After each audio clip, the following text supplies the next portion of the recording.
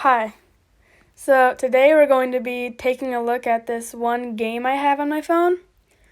And it's like a choose your own story game, but it's like an adventure, like sort of medieval-ish. And you go, well actually I can't really describe like what you do because there's all sorts of different things since it's a choose your own adventure. But I've already started the story that I have going on right now, and I'm going to give you guys a little look at it right now. So I'll just open it. So far what's happened is me and my sidekick person, not sidekick, but me and somebody else are going on we're in the woods right now, and we just came across a woman and there's goblins everywhere. And the woman's trying to find her father, and we're trying to get her to somewhere safe because she's a merchant's daughter and doesn't have anything to fight with or anything. And yeah, sorry, I'm not describing it well because I haven't really played it in a while, but I'm about to right now. So right now, you're gonna have to put up with a lot of reading, so okay. I'll read what's going on right now. As you're describing what you saw, there's a sudden jolt of numbing cold in your back. You cry out in pain and turn to see a cloaked man barely visible in the light cast by the shuttered lantern in his hand. He is pointing at you with his other hand. Perhaps this is one of the evil priests Saiba spoke of?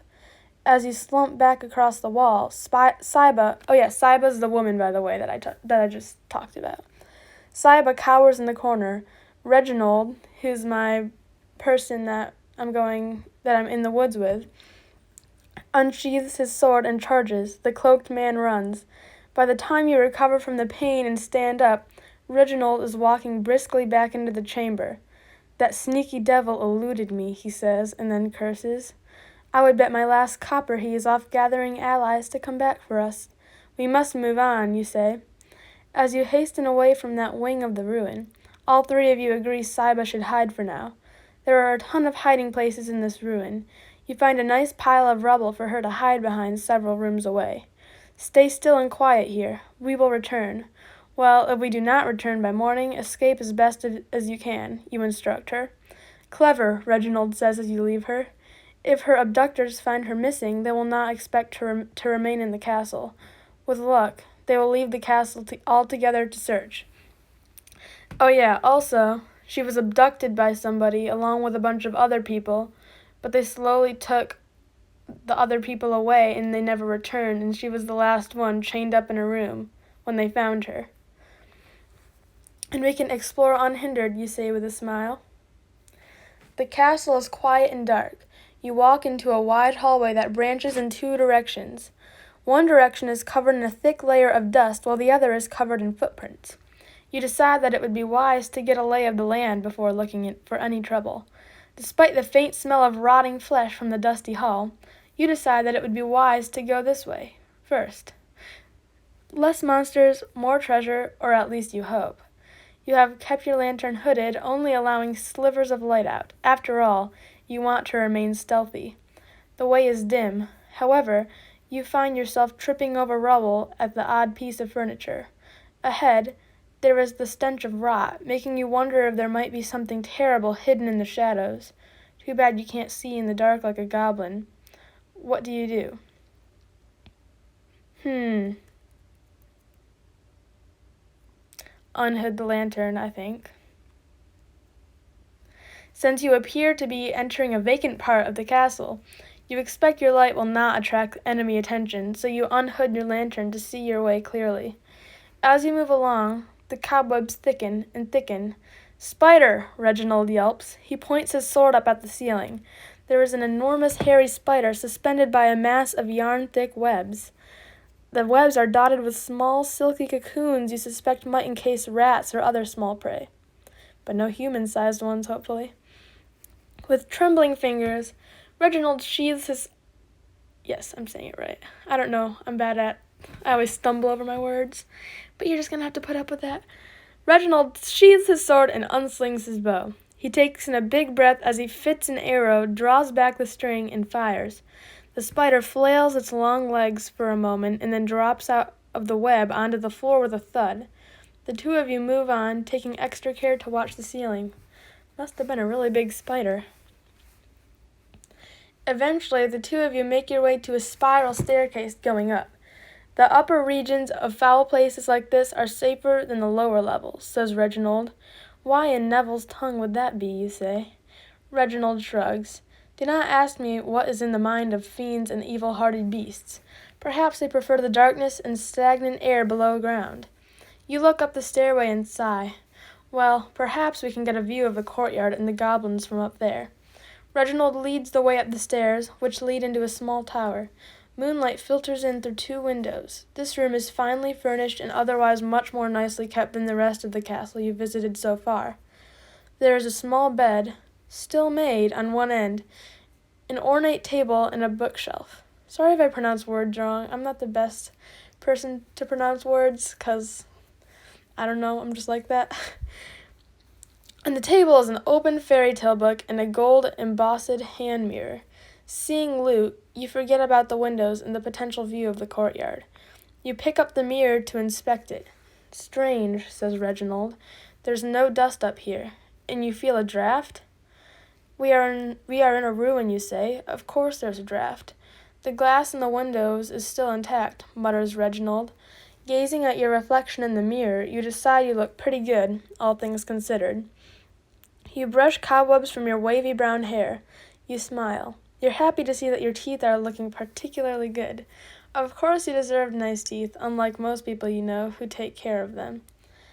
Every morning you wipe your teeth with a cloth dipped into a cleaning concoction consisting of vinegar, salt, a little sand, and a small measure of your own urine. Well, that's an interesting way to clean your teeth.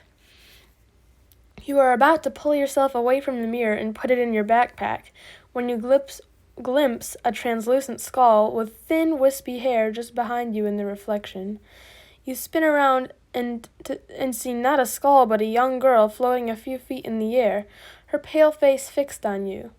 Reginald sees her too, as evidenced by him running down the stairway. Must be a ghost. How dare you touch what is mine, the ghostly girl shouts. You back up and reflexively put the mirror back on the table. You have heard tales of powerful ghosts that can suck the life right out of you, and wonder if this girl is one of those. What do? Run for the stairs, protection from evil spell, which costs 2 mana, however you pronounce it, which I have 8 of them right now, and that's basically magic. Like, if you cast spells, it takes away your mana. I'm just going to pronounce it like mana. And once it's gone, I guess you can't do the spells anymore. I haven't run out yet, so I don't know. Or apologize. And I think I'm going to apologize, because, I don't know, that's what I do in real life, I guess. I apologize, my lady, you say. It is only that this is such a fine mirror, and I wish to admire it. She glares at you for a moment, and then the hard expression on her translucent face softens. I am the Duchess Inverness. My father, the Duke, gave me that as a gift. You have heard stories of Duke Inverness and the mysterious circumstances around the demise of his house. Despite your fear, you feel a pang of sadness for his daughter, who now shimmers before you, trapped in this world. In these books, why, they look like excellent, stories in here, you stammer. Read that one to me, the girl commands. Of course, my lady, you answer. Luckily for you, as a wizard, you know how to read. You pick up the book of fairy tales from the desk and begin on the first page. She stops you and demands that you read her the story about the unicorn. With trembling hands, you page through the book. Eventually, you find the story and begin reading. The ghost floats up behind you as though to peer down at the pictures. You feel a slight chill on your shoulder. Some time later, you look up from her book and see Reginald peeking around the corner of the stairway at you. You shake your head slightly at him and then return your attention to the book. In the story, the unicorn taps her hoof against a wall in a castle, and a secret passage opens up. As you read this, the little ghost girl smiles and says, There is a secret passage in this castle as well. It is a foul place, a place where people are taken never to return. Where is the secret passage you speak of, you ask? In my father's library there is a statue. Push the arm of the statue down, she explains. You are intrigued by this and wish to ask her more, but she points at the book impatiently, so you get back to it. Upon finishing the story, the girl demands you read her another. You wonder how long she might keep this up. Time means nothing to her after all. You would like to get back to Reginald, and what about Saiba's father? Rescuing a merchant might mean a fine reward, and there's Saiba herself, of course. You would like to find her before something else does. What do? Read another story, attempt to excuse yourself, or run for the stairs. I'm gonna attempt to excuse myself because running for the stairs would probably make her angry, and reading another story would take, I don't know. You gotta keep going, I guess. Beautiful and gracious Duchess, might I ask your full name, you ask? Gabriella, Duchess Gabriella of Inverness, she answers. My lady, you bow. I beg your pardon, but there is a young woman in the castle below who requires my assistance. There are evil men. I suspect they threaten her life. A maiden in distress? Why do you dally here, then? Begone. You need no further encouragement. You step lightly toward the door. Wait. Her voice chills you, but you unwillingly turn back. Take this, she says, and the gold-trimmed mirror floats off of the table over to you. I cannot see myself in it any more, she says softly. Generosity befitting a duchess. I thank you most humbly. You bow low and then leave. You find Reginald around the corner of the stairs, his sword at the ready. He begins asking you questions, but you put up your hand. Another time, you say. Checkpoint reached. Interesting. The two of you continue through the castle. Occasionally, you hear distant things, a shout, a crash, even voices. Soon you come to a door with light streaming out through its cracks. You open the door ever so slightly and peek in. You see a cloaked man frantically pacing back and forth, a torch in his hand. His cloak is open, revealing a muscled frame inked with tattoos. You think you make out at least one of the tattoos to be the symbol of Nirul, a god of the undead. This reminds you of the tattooed body of a man hung in the city square only a month ago. He was believed to be an evil priest of Nirul and was accused of terrible crimes, including raising zombies. Focusing on the rest of the room, your fear is quickly confirmed. There is a large stone symbol of Nirul built into the wall. The stonework appears to be of new construction. In addition, there is a luxurious curtain adorning the wall as well as a number of Spartan beds. Priests of Nirul are not fools and are able to harvest power from their deity to cast dangerous spells. However, you have the element of surprise, and there's only one of them.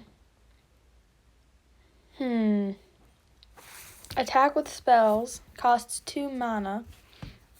Attack without spells.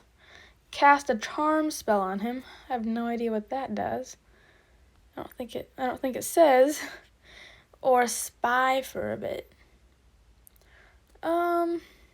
Casting a charm spell costs no mana, and I have no idea what that does. But if I choose it, I'll find out. Or spying for a bit, but does he not notice you yet? And attacking without spells might be a bad idea. I'm gonna choose to cast a charm spell because I'm curious what it does. And doesn't cost any mana. Oh, life decreases 1, mana decreases 3. I have 6 life left. I wonder if you die when it runs out or something? I don't know. You step out from the doorway, chant your spell, and point at the priest. His eyes widen in surprise and then narrow. With a word of some fiendish language, a dark bolt of energy cackles out of his outstretched finger and slices into you. Now you remember that all spell-casting priests, even an evil one such as this, must possess a strong will to draw power from their god. Such a man is no pushover for your mind enchantments. Reginald charges in. The priest ducks back as Reginald swings his sword, but not fast enough. The blade slashes his shoulder. He tries to run, chanting something that you recognize as the beginning of a spell.